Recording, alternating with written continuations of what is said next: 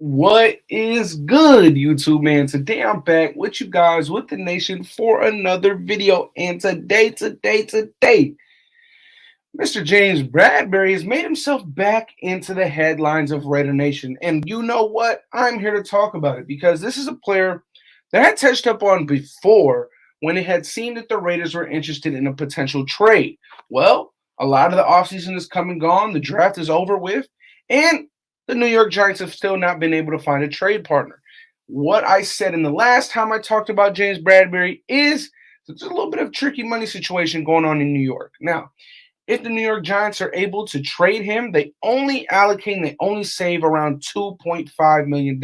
But if they are to straight up just cut him, they save just about $10 million from Mr. James Bradberry.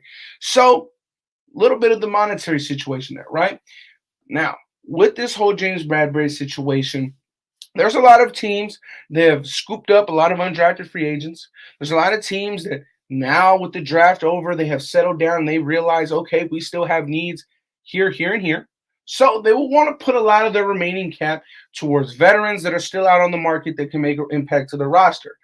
For the New York Giants, they don't really have too much money to play with. And with James Bradberry, his defensive coordinator, now gone, there's not much ties to Mr. James Bradberry in the New York Giants franchise. But there's a lot of ties here in the Las Vegas Raiders. So let me start off with this.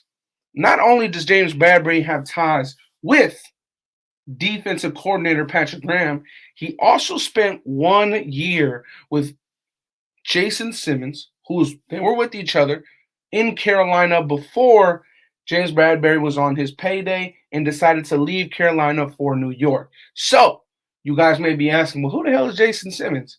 That is our pass game coordinator slash defensive backs coordinator assistant. So there is some ties there. Not only that, just a few days ago, maybe a week ago, James Bradberry was on a podcast and said that he would love to find his way and play for Patrick Graham further down the line in his career again.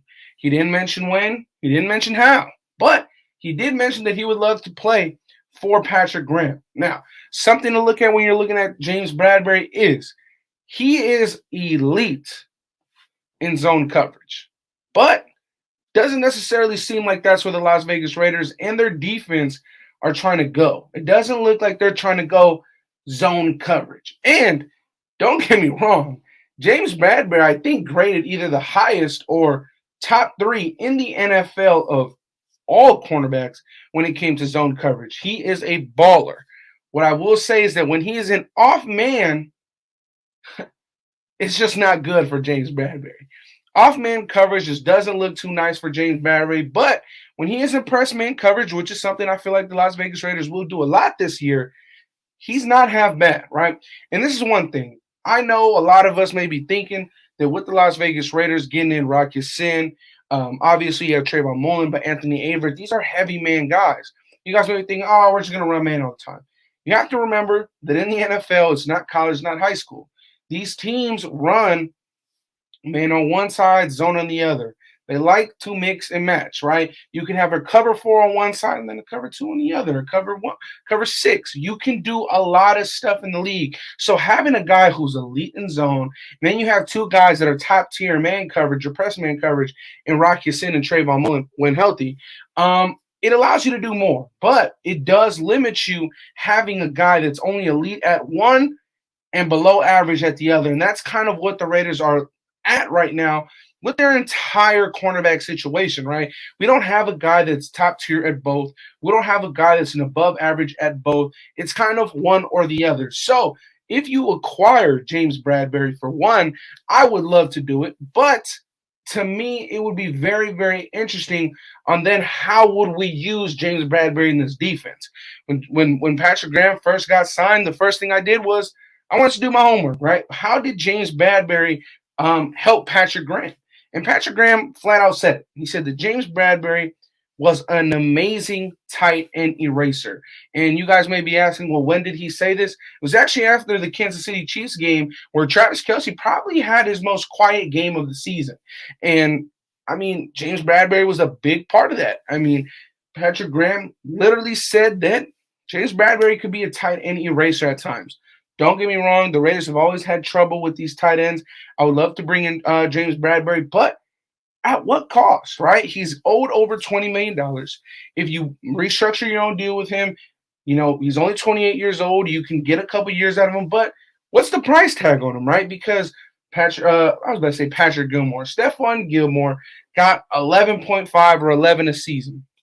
And I'm not sure if you're going to say that he's at that same pay grade, above or lower. Me personally, if he wants to come in and be a Las Vegas Raider, be my guest, I would love it. But I did want to let you guys know what are the ifs, ands, and the buts with James Bradberry, right? Coming to the Las Vegas Raiders. I would definitely love it. One of my favorite guys when it comes to these cornerbacks that are still available or potentially going to be available later on this week, because we even got NFL insiders saying that the Las Vegas Raiders will be heavily, heavily interested on James Bradberry. So who knows what the Las Vegas Raiders does with this cornerback situation, or who knows what they do with this cornerback situation that is emerging now after the draft. Let me know what you guys think about it in the comment section down below. Maybe they were so quiet with corner in the draft because they had a little plan with James Bradberry, just saying. But it could be all smoke yet again. We've seen this happen before. Can it happen twice? Can we be bamboozled twice? Let me know what you guys think in the comment section down below on this whole James Bradberry situation. Me personally, like I said, bring him in.